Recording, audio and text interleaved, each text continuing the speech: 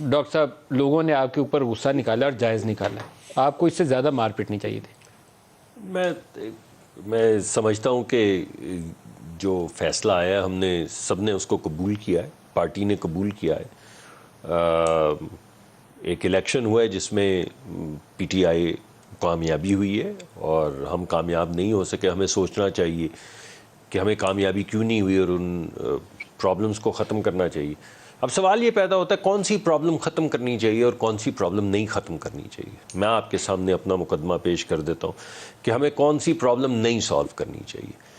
جس دن مجھے جو ذمہ داری دی گئی ہے، جب اس ذمہ داری پہ مجھے لگایا گیا، اس کے اگلے دن پاکستان کی جتنی بڑی بڑی کمپنی ہے، پی ایس او اور پی ایل ایل، یعنی پاکستان کی سب سے بڑی کمپنیوں میں ان کا شمار ہوتا ہے، ان کی ایل سیز جو ہیں اگلے دن انٹرنیشنل بینک کنفرم نہیں کر رہے تھے۔ یہ میرا پہلا دن تھا جب میں اپنے کام پہ گیا ہوں۔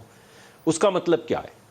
ایک دن بعد اس کا مطلب یہ ہے کہ پاکستان کمرشل ڈیفالٹ میں تقریباً چلا گیا ہوا تھا، کہ پاکستان کا بینک ایک ایل سی کھولتا تھا ہم تیل خریدنے کے لیے، اور انٹرنیشنل بینک یہ ایسے ہی ہے کہ پاکستان میں اسٹینڈرڈ چارٹرڈ بینک ایک ایل سی کھولتا تھا، اور انٹرنیشنل اسٹینڈرڈ چارٹرڈ بینک یا سنگاپور کا اسٹینڈرڈ چارٹرڈ بینک کہتا تھا کہ میں یہ ایل سی کنفرم نہیں کرتا پاکستان سے، نہیں کر رہے۔ ٹھیک ہے۔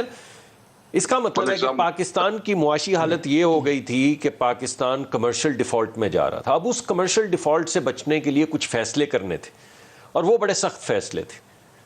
جب آپ نے وہ سخت فیصلے کرنے تھے یا کیے تو اس کی سیاسی قیمت تو آپ کو ادا کرنی تھی، اور ہمارا نقطہ نظر یہ ہے کہ جب لیکن you failed to manage the exchange rate. You completely failed to manage it. میں آپ کو اس پہ رائٹ نہیں دیتا۔ کوئی بات نہیں، آپ 189 پہ آپ کو ملا تھا، 181 پہ آپ لے گئے، آج 222 ہے۔ میری اگر 2 منٹ اگر آپ سن لیں، میں یہ سمجھتا ہوں کہ جو فیصلے ہم نے کیے ہیں اس کا ہمیں بے انتہا سیاسی نقصان ہوا ہے، اور میں یہ سمجھتا ہوں کہ ہمیں وہ فیصلے کرتے رہنا چاہیے، کیونکہ وہ فیصلے نہ کرنے کی قیمت جو ہے وہ ملک کی بینکرپسی تھی یا بینکرپسی ہے۔ ہم دور چلے گئے، بچ گئے ہیں بینکرپسی سے، مگر بہت دور نہیں گئے ہیں۔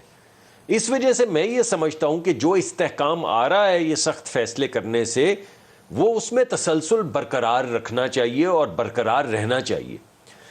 پی ٹی آئی کی حکومت جب آئی تھی تو 115 روپے، ڈار صاحب 106 کا چھوڑ کے گئے تھے، 117-15 پہ ہی آئی تھی پی ٹی آئی کی حکومت، جو مفتاح کے دور میں ہوا، پھر کیئر ٹیکرز نے کیا، کیئر ٹیکر کے دور میں آیا، وہاں سے لے کر 175-70 تک چلی گئی 2-3 مہینے کے اندر، 123 سے 179 پہ گئی، 123 to 179۔ جی ہاں، مگر کسی نے یہ نہیں کہا کہ حکومت کو الٹ جانا چاہیے، یہ بھی ایک تکرار تھی کہ جانا چاہیے تھا اس تیزی سے یا نہیں۔ سر 2 مہینوں میں جو آپ نے کیا وہ بتائیں۔ جی آپ کی بات بالکل ٹھیک ہے، میں تو اعتراف کر رہا ہوں، میں آپ کو کہہ رہا ہوں کہ کچھ چیزیں جو ہم نے اس وقت کی ہیں وہ 100% سیاسی استحکام کے لیے ضروری ہیں، کچھ چیزیں جو ہیں وہ اس وقت سیاسی جو عدم استحکام ہے، جو انسرٹنٹی ہے، اس کی وجہ سے مارکیٹ ہمیں پنش کر رہی ہے۔